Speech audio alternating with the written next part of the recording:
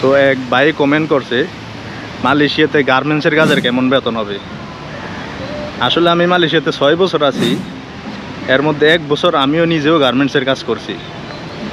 তো ঠিক যে 1 বছর গার্মেন্টসের কাজ করছি, এই 1 বছরটায় আমার খুব ভালো ইনকাম হয়েছে বা আমার ভালো টাকা বেতন করছে।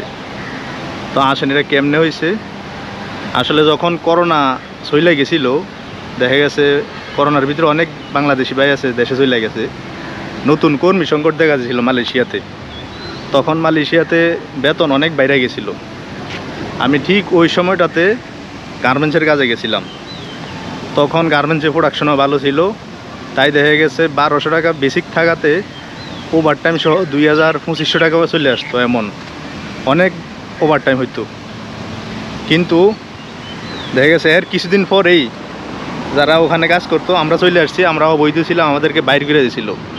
এর কিছুদিন পরেই যারা বৈধ ছিল ওরা দেখা গেছে ওরা কিছু করতে পারে নাই, ওরা খালি বেসিক বেতন পাইছে। এখন কথা হইলো, গার্মেন্টসের নিয়ম হইলো যদি আপনার কোম্পানিতে প্রোডাকশান বেশি থাকে তাইলে আপনার বেতনও খুব বেশি পাবেন। আর যদি আপনার কোম্পানিতে প্রোডাকশান কম থাকে, বায়ার কম আসে বা বায়ারা অর্ডার কম দেয়, তাইলে বেতন কম। গার্মেন্টসের নিয়মই এটা। আমিও 1 বছর কাজ করছি, খুব ভালো বেতন পাইছি।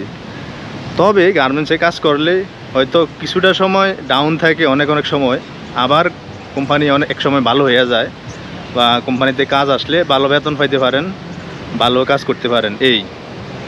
এখন আপনি এইটা চিন্তা করলে হয়তো না, গার্মেন্টসের কাজ এদের মালয়েশিয়াতে সবচেয়ে অন্যান্য কাজ আছে তুলনামূলক ভালো। এসি থাকে, নর্মাল কাজ। আবার অনেকে আছে নিজে নিজে গার্মেন্টসের ব্যবসা শুরু করে। গার্মেন্টসের ব্যবসা বলতে নিজে দোকান দিয়া নিজে কাজ করা শুরু করে। সেটা করতে পারলেও আপনার 1 লাখ 1.5 লাখ টাকা ব্যবসা হয় মাসে। তো আজকের জন্য ভিডিওটা এই পর্যন্তই। যারা গার্মেন্টসে আসবেন আশা করি তাদের উপকারে লাগবে। টাটা।